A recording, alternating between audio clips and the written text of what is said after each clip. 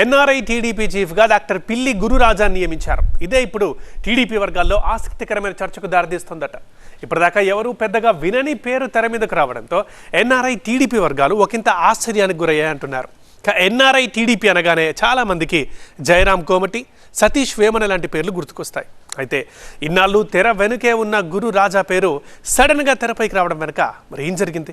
TDP అధిష్టానం వ్యూహం ఏంటి? ఏపీలో టీడీపీ ఎంత బలంగా ఉందో అలాగే అమెరికాలో కూడా ఆ పార్టీకి నేతలు, కార్యకర్తలు, సానుభూతి పరులు పెద్ద సంఖ్యలో ఉన్నారు. ఏపీ టు అమెరికా టీడీపీ బలంగా వేళ్లూనుకుంది. ఒక్క అమెరికా అనే కాదు, ఎన్ఆర్ఐలకు సంబంధించి టీడీపీకి చాలా దేశాల్లో కేడర్ ఉన్నారు. లేటెస్ట్ గా గ్లోబల్ ఎన్ఆర్ఐ టీడీపీ చీఫ్ గా డాక్టర్ పిల్లి గురు రాజాను నియమించారు. ప్రపంచవ్యాప్తంగా పార్టీకి సంబంధించిన ఎన్ఆర్ఐ నెట్వర్క్ ను బలోపేతం చేసేందుకు డాక్టర్ రాజాను ఎన్ఆర్ఐ విభాగం చీఫ్ గా నియమించారని టీడీపీ వర్గాలు చెబుతున్నాయి.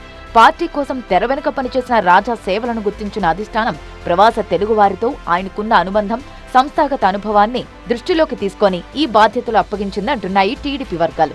మొత్తం 45 మంది సభ్యులతో ఏర్పడ్డ టీడీపీ ఎన్ఆర్ఐ జాతీయ కమిటీలో 3 జనరల్ సెక్రటరీలు, 5 వైస్ ప్రెసిడెంట్లు, 20 మంది ఆర్గనైజింగ్ సెక్రటరీలు, 14 మంది సెక్రటరీలు ఉన్నారు. అమెరికాలోని టెక్సాస్ కేంద్రంగా పనిచేస్తున్న డాక్టర్ గురురాజా స్వస్థలం కర్నూలు జిల్లా. అయితే డాక్టర్ గురురాజా నియామకం ఎన్ఆర్ఐ టీడీపీ వర్గాలను ఆశ్చర్యానికి గురిచేసింది అంటున్నారు. ఇన్నాళ్లు ఎవరూ పెద్దగా వినని పేరు కావడంతో పార్టీ వర్గాలు సర్ప్రైజ్ అయ్యాయని చెబుతున్నారు. దీనికి తోడు తెర వెనుక ఉండి పనిచేస్తారనే పేరు తెచ్చుకున్న డాక్టర్ రాజా పేరు సడన్ గా పొలిటికల్ స్క్రీన్ పైకి ఎలా వచ్చిందనే మ్యాటర్ పై కూడా టీడీపీ వర్గాల్లో ఆసక్తికర చర్చ జరుగుతోందట. ఎన్ఆర్ఐ టీడీపీ అంటే మొదట గుర్తుకొచ్చేది అమెరికానే.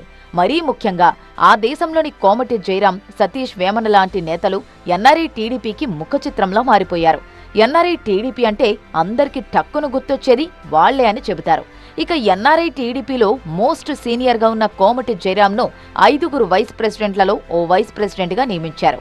ఇదే సమయంలో ఎవరికీ పెద్దగా తెలియని డాక్టర్ రాజా లాంటి నేతను ఎన్ఆర్ఐ పార్టీ చీఫ్ గా నియమించడం వెనుక టీడీపీ అధిష్టానం వ్యూహం ఏంటా అనే చర్చ జరుగుతోంది.